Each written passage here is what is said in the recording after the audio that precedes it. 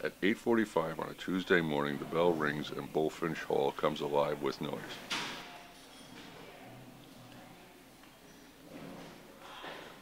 Chairs scrape the floor and students finish up discussions as they emerge into the hall.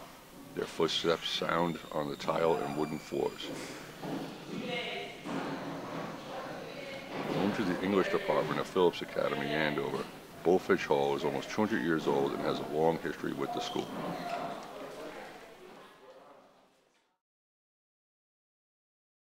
Bulfinch Hall, originally called the Brick Academy, was built in 1818 after the building before it burned down. After the fire, Ella Faylett Pearson, president of the Board of Trustees, began working to raise funds for a replacement building. He hired Charles Bulfinch to be the architect, and the new building cost $13,252. From 1818 to 1843, all the Academy's classes were held in this building, known as Old Brick. It served as the building of the classical department until 1866. The building began to serve as the Phillips Academy Gymnasium on February 14, 1867.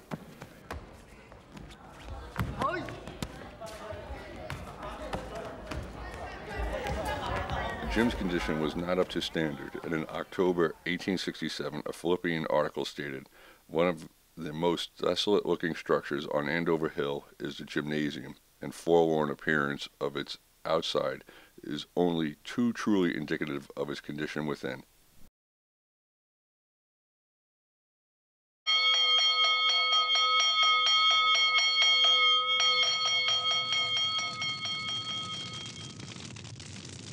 Fire struck on June 23, 1896, and the inside of the building burned. The town fire department believed arson to be the cause, but this was never proven. The building served as a gymnasium for 6 years after the fire. During the summer of 1902, the building became a dining hall and was known as the Beanery. More than 200 students used the dining hall.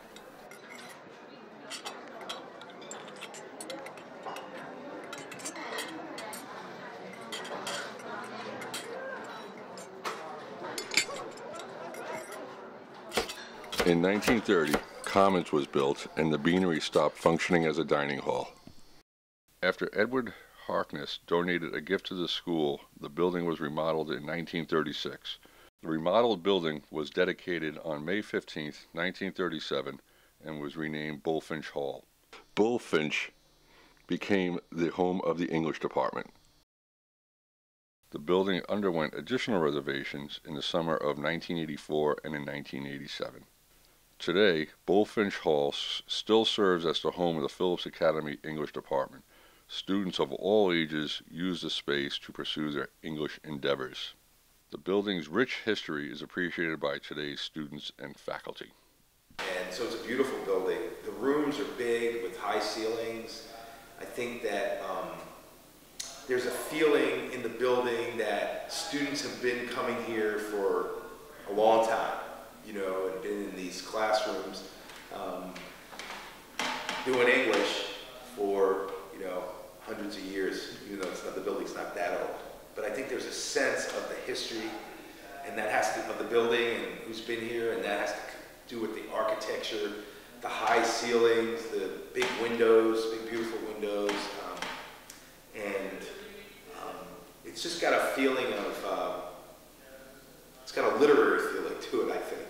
I think this is a beautiful building with its high ceilings and its wooden floors, the quality of light that comes particularly on winter afternoons to the top floor of Bulfinch. It's there's a kind of sacredness almost to it. The building has a very elegant character. I'd say it's one that makes learning English very, very easy because it's so open and airy and spacious. And it's a sense that you get as soon as you enter the building. It's a space, you know, purpose-built for English, and although it's old, I think it still serves its purposes really, really well.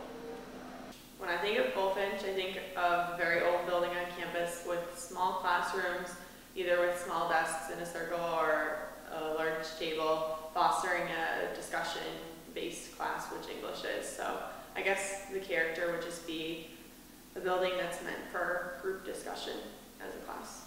The character of Bulfinch I would describe as quaint, charming maybe, but like historic, just because you know that like hundreds of students have passed through these halls at Andover.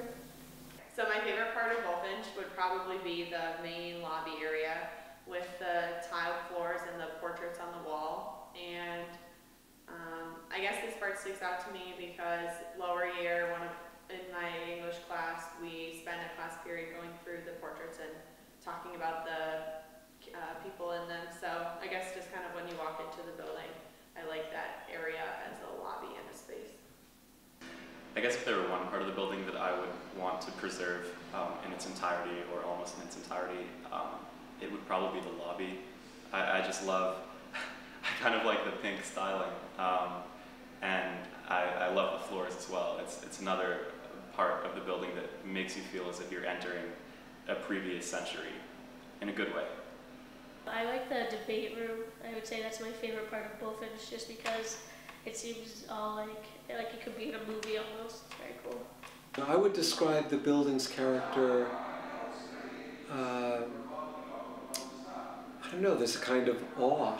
Maybe that's the building itself, maybe that's the greatness of the teaching here, but I often walk the corridors and hear kids and faculty deeply engaged. Even after class, discussions continue on. In some ways, it's a symbiotic relationship between this great teaching and great architecture. You know, they complement one another. I just think what goes on here is very special.